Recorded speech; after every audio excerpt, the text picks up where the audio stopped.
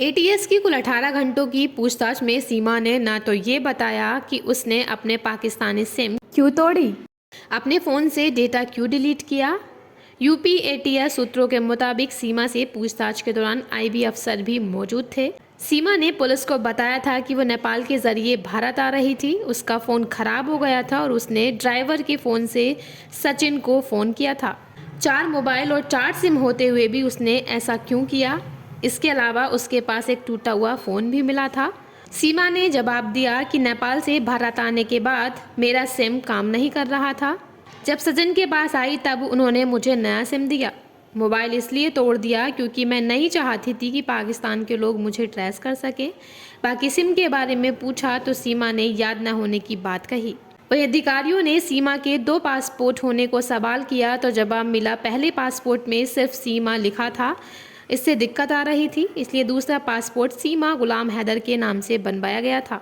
सीमा से उसके भाई और चाचा के पाकिस्तानी आर्मी में होने और उसके आईएसआई से तार जुड़े होने पर भी सवाल किए गए। सीमा ने कहा, मैं अपने भाई और चाचा से सालों से नहीं मिली। आईएसआई क्या है मुझे इंडिया में आने के बाद पता चला।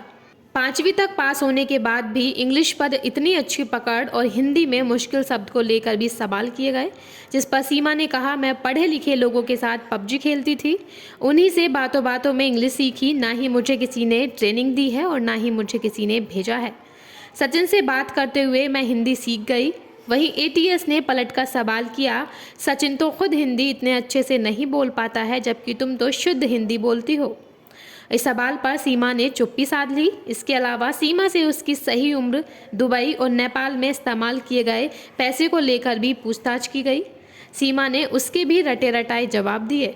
सीमा ने अभी तक ये भी नहीं बताया कि सचिन को किसके हॉटस्पॉट से कॉल कर रही थी।